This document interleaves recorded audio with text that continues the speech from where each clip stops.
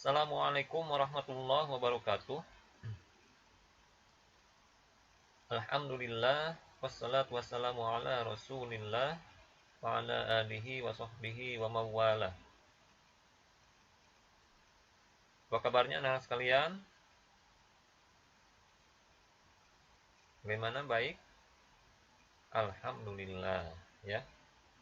Bapak doakan semuanya selalu ada dalam keberkahan, sehat walafiat, ada dalam lindungan Allah Subhanahu wa taala.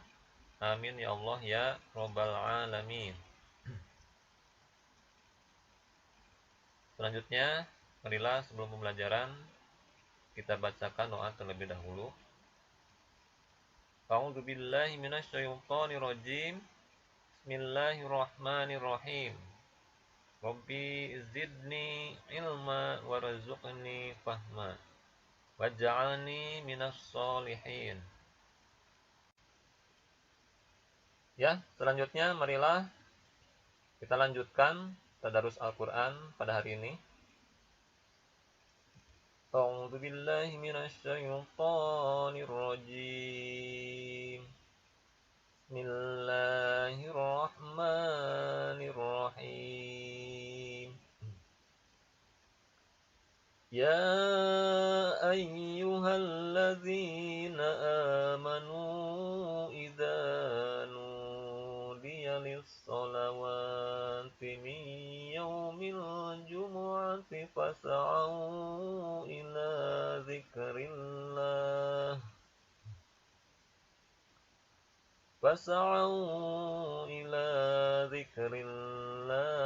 wa dzarul bai'. Dzalikum khairul lakum in kuntum ta'lamun. Fa idza qudiyatis shalawatu fantashiru fil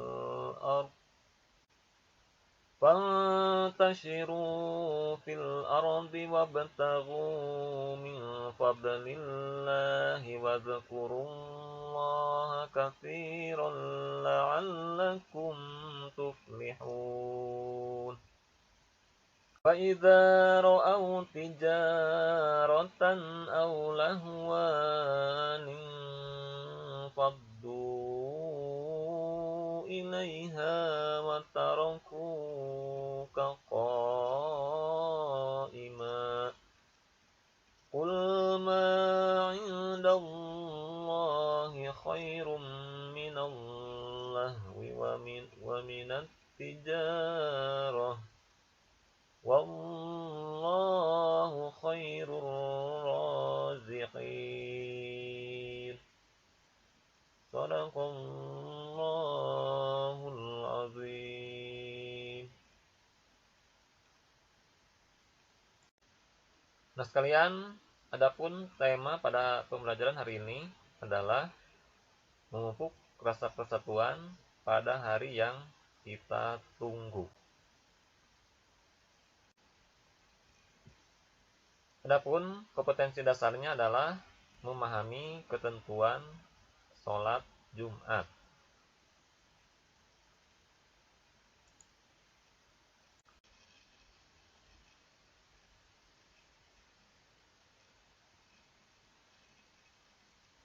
Tujuan pembelajarannya setelah mengikuti proses pembelajaran, peserta didik diharapkan dapat menerangkan beberapa halangan dalam melaksanakan sholat Jumat, menunjukkan contoh pelaksanaan sholat Jumat, dan mempraktekkan sholat Jumat.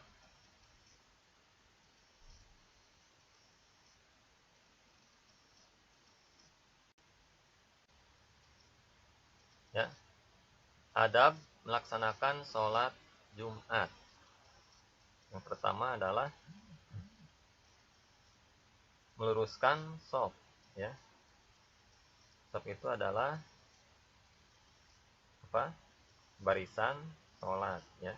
Barisan-barisan dalam melaksanakan sholat itu namanya shaf. Saf yang di depan yang masih kosong, maka segeralah diisi. Salah satu kesempurnaan sholat berjamaah adalah safnya lurus, ya. Kita harus meluruskannya dan juga rapat, lurus dan rapat. Itu shaf yang benar dalam melaksanakan sholat. Yang kedua, ketika khotib sedang berkhutbah, tidak boleh berbicara, ya. Berkata-kata saat berkhutbah berlangsung, apa? Akibatnya akan menjadikan sholat Jumat kita sia-sia.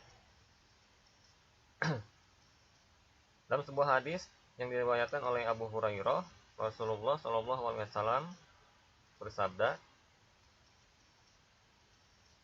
yang artinya, jika engkau berkata pada sahabatmu pada hari Jumat, ya, diamlah, dan khotib sedang berkhutbah, sungguh engkau telah berkata sia-sia. Ya. Hadis riwayat Bukhari Muslim. Jadi jangankan kita bicara yang tidak ada manfaatnya, ya, ngobrol ataupun apapun, kita misalkan dengan niat ingin mendiamkan ketika ada orang lain berbicara, kita pun ikut sia-sia, ya, dalam melaksanakan khutbah ibadah sholat Jumat tersebut. Dalam hadis lain yang diriwayatkan oleh Ibnu Abbas, ya, beliau berkata bahwa Rasulullah SAW bersabda, yang artinya, barang siapa yang berbicara pada saat imam berkhutbah Jumat, maka ia seperti keledai, ya, yang memikul kitab. Sedangkan yang mengingatkannya, ya, orang yang mengingatkannya untuk diam, orang yang mengingatkan untuk diam seperti tadi, maka tidak sempurna sholat Jumatnya, ya. Hadis riwayat Ahmad. Jadi kita tidak diperkenankan untuk bicara apapun, walaupun pembicaraan kita misalkan ingin mendiamkan orang lain yang sedang berbicara.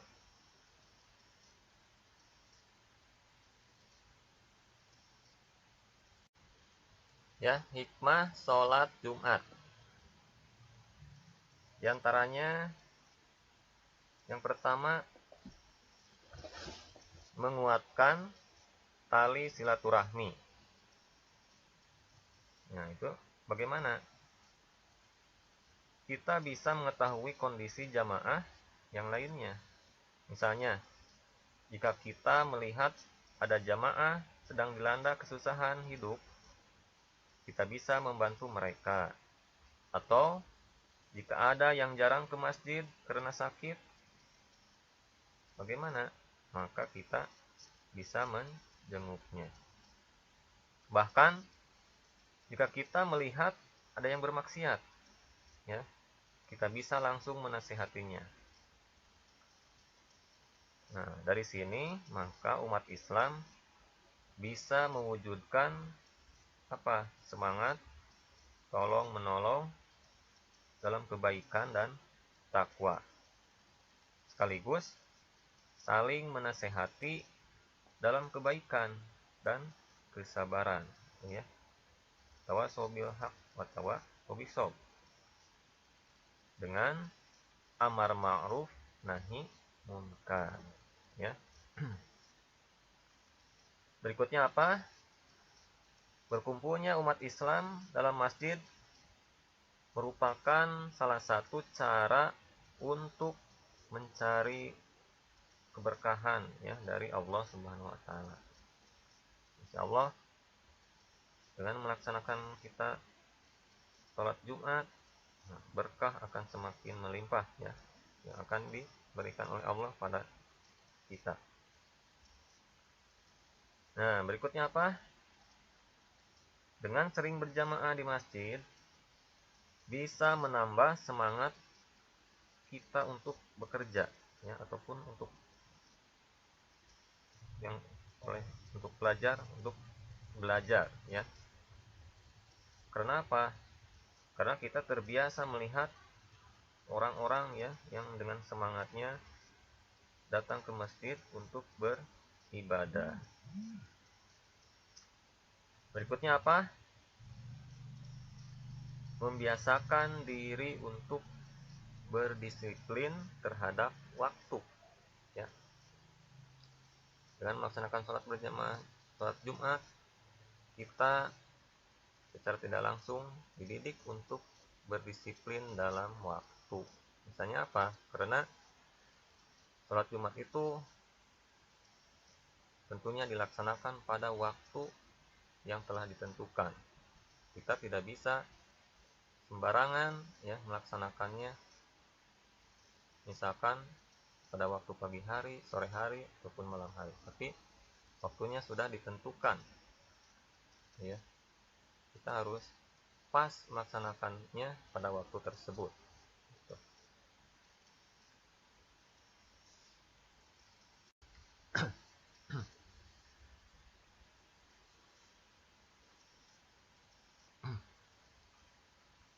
Ya, berikutnya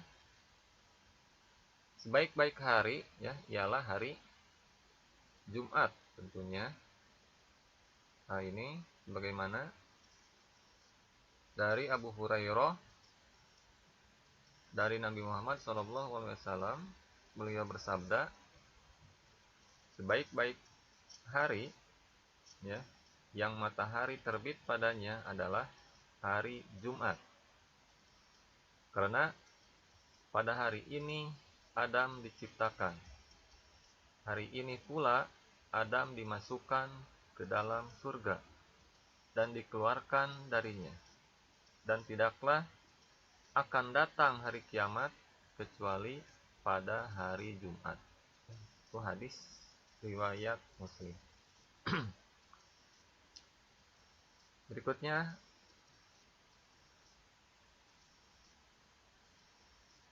hikmah berikutnya, pada hari Jumat terdapat waktu yang mustajab untuk berdoa ya.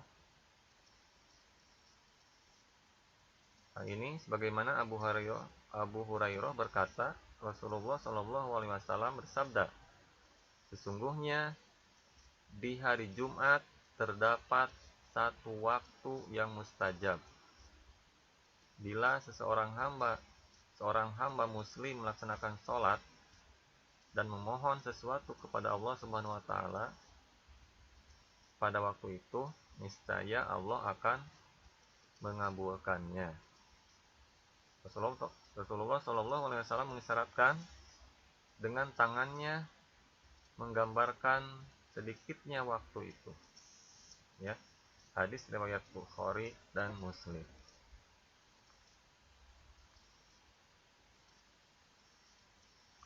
Ya, hikmah berikutnya apa? Ketika kita bersedekah di hari Jumat, ya, maka lebih utama dibanding hari lainnya.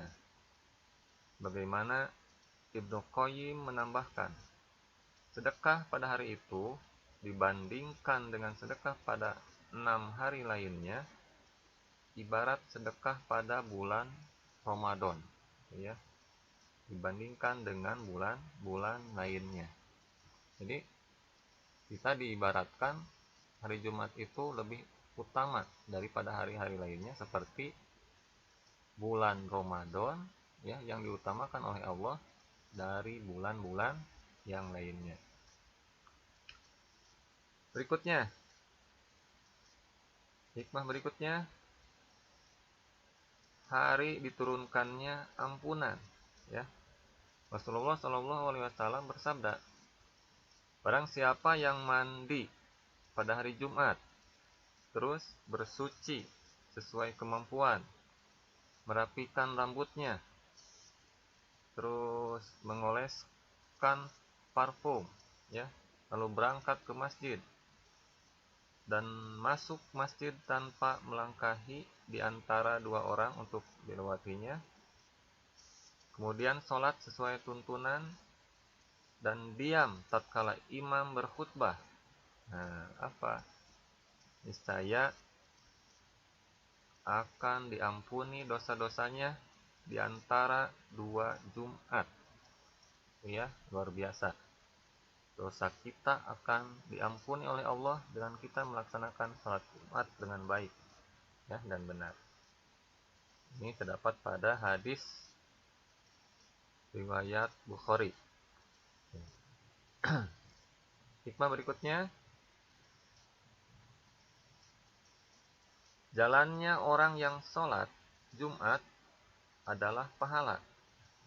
Ya, Rasulullah SAW bersabda, siapa yang mandi pada hari Jumat, kemudian bersegera berangkat menuju masjid dan menempati saf terdepan, kemudian dia diam, ya, diam tanpa berkata apapun, maka setiap langkah yang dia ayunkan setara dengan pahala puasa dan sholat selama 1 tahun. Ini lebih luar biasa lagi, ya. Dan itu adalah hal yang mudah bagi Allah. Hadis riwayat Ahmad.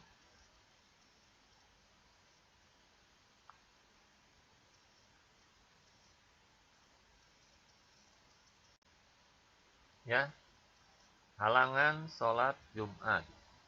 Yang pertama,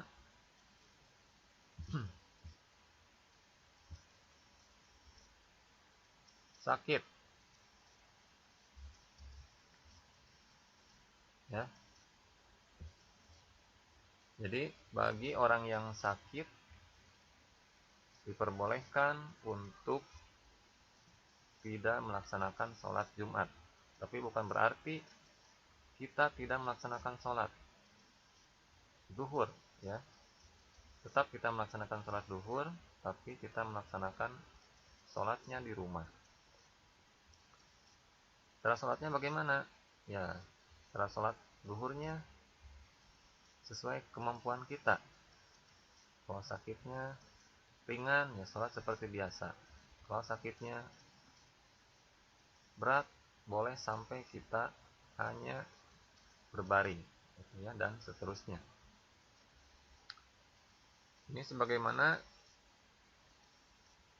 sahabat, ya, Ibnu Mas'ud radhiyallahu anhu berkata, sungguh dahulu kami memandang bahwa tidak ada orang yang meninggalkan sholat berjamaah kecuali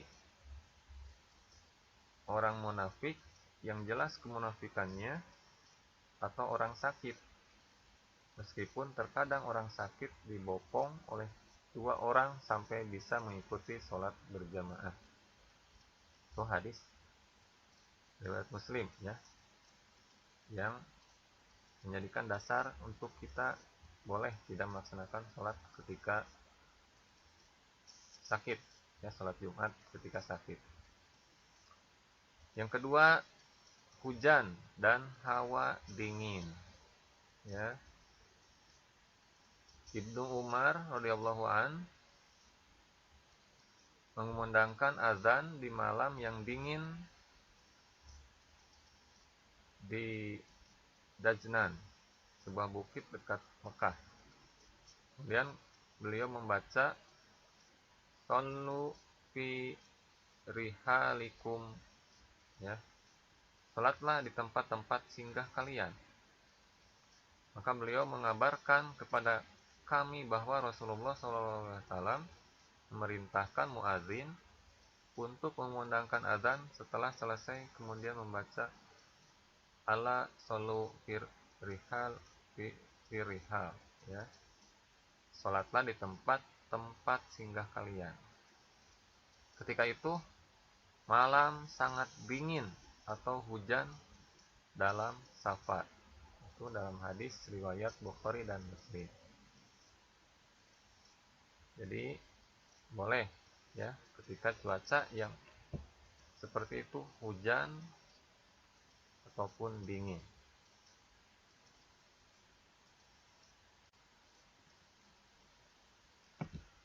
Ya, berikutnya adalah semua yang memberatkan.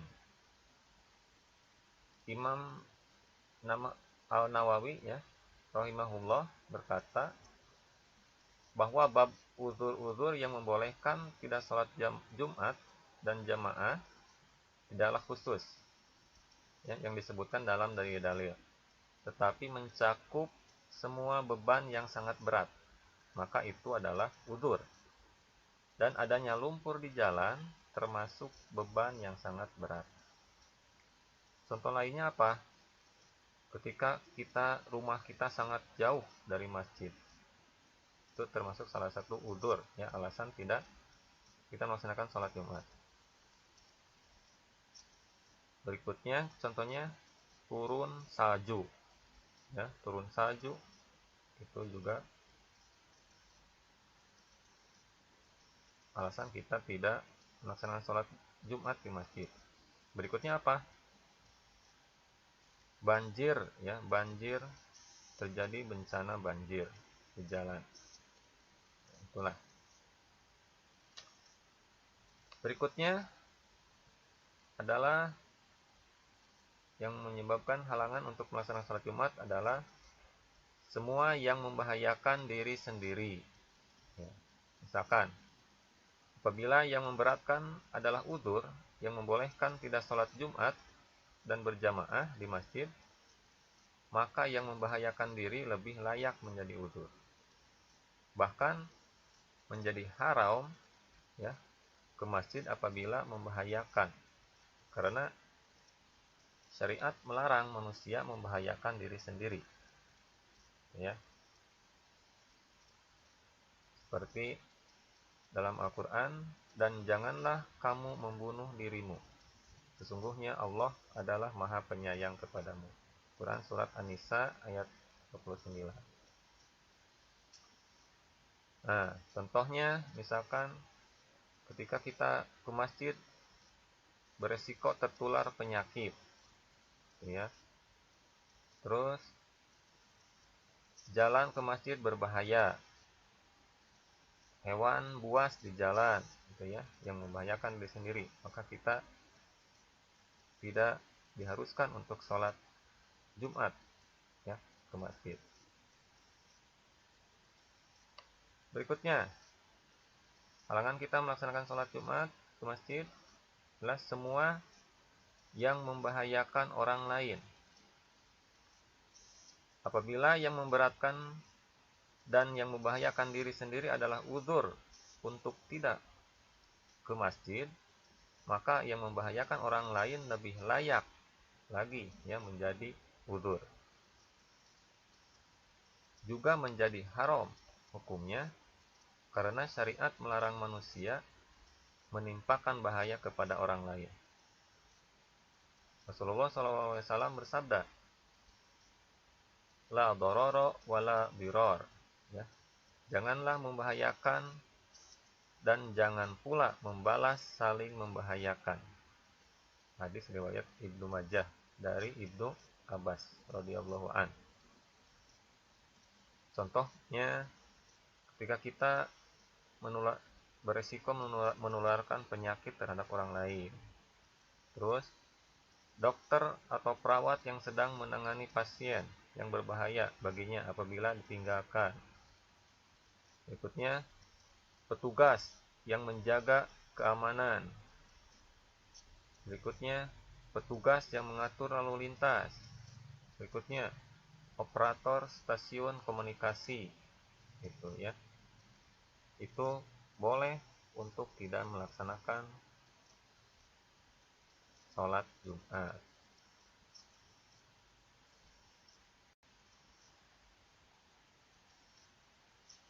Halangan berikutnya adalah seorang yang sedang musafir. Yang musafir itu apa? Artinya ketika seseorang yang sedang melaksanakan perjalanan jauh. misalkan keluar kota dengan batas jarak tertentu, ya bisa disebut kriteria kita melaksanakan perjalanan jauh. Tapi kalau perjalanannya hanya dekat, ya tidak memenuhi kriteria jaraknya, maka dianjurkan untuk melaksanakan sholat Jumat, ya. Nah sekalian, tentunya kita selalu melaksanakan sholat Jumat, bukan? Nah sekarang saatnya marilah kita mengetahui ketentuan mengenai praktek sholat Jumat, ya. Semoga ibadah sholat Jumat kita menjadi semakin sempurna. Walaupun sholat Jumat hanya diwajibkan kepada laki-laki, perempuan juga harus mengerti tentang tata cara atau ketentuannya, ya. Maka silakan siswa perempuan juga perhatikan baik-baik. Nah, pada bagian ini silakan kalian akan berlatih tentang sholat Jumat. Ya, berikutnya tentang tata cara pelaksanaan sholat Jumat. Ya, diantaranya berikut ini. Silahkan perhatikan baik-baik. Yang pertama, bersihkan terlebih dahulu, ya, badan, pakaian, dan tempat dari hadas dan najis atau kotoran, ya. Yang kedua, sebelum berangkat ke masjid disunahkan untuk mandi terlebih dahulu. Apalagi, nah, misalkan juga memotong kuku, mencukur kumis, dan menghilangkan bau yang tidak sedap. Nah, berikutnya, yang ketiga, ya, usahakan pakailah pakaian yang bersih. Disunahkan yang berwarna putih, memakai kopiah, dan juga pakailah wangi-wangian. Berikutnya, segera pergi ke masjid dan melaksanakan sholat tahiyatul masjid. Apa sholat tahiyatul masjid itu adalah sholat menghormati masjid, ya. 2 rakaat sholat dulu tahiyatul masjid sebelum kita duduk, ya, di masjid. Yang kelima, sambil menunggu khotib naik mimbar, ya, disunahkan kita apa? Bacalah zikir, sholawat Nabi, dan membaca Al-Quran. Berikutnya apa? Ketika masuk waktu zuhur, muadzin mengumandangkan adzan yang pertama, ya. Berikutnya, setelah selesai adzan, jamaah melaksanakan sholat sunnah qobliyah atau sholat sunnah Jumat, ya. Berikutnya, khotib naik ke mimbar mengucapkan salam. Muadzin mengumandangkan adzan yang kedua.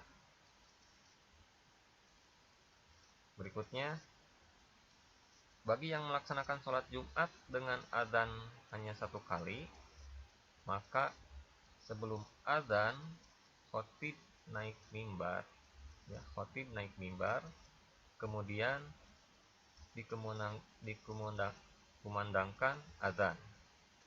Setelah adzan selesai, baru khotib melaksanakan khutbah.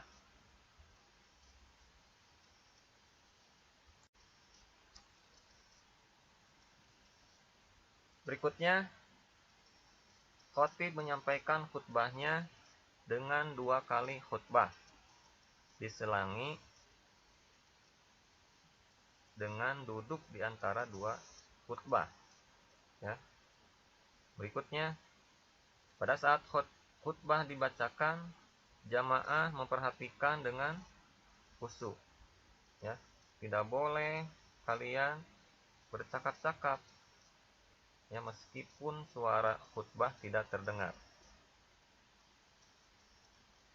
Berikutnya, setelah selesai khutbah, maka muadzin mengumandangkan iqomah, ya, sebagai tanda dimulainya sholat Jumat. Nah, berikutnya setelah iqomah, maka jamaah bersiap-siap untuk melaksanakan sholat Jumat. Ya, silakan kalian bersiap-siap sholat Jumat. Selanjutnya, sebelum sholat dimulai, imam hendaknya mengingatkan kepada makmum untuk merapatkan dan meluruskan shaf serta mengisinya yang masih kosong. Berikutnya, imam memimpin sholat Jumat, ya, berjamaah sebanyak berapa rakaat? Nah, tidak 4 rakaat, ya, seperti sholat zuhur, tapi dalam sholat Jumat hanya 2 rakaat.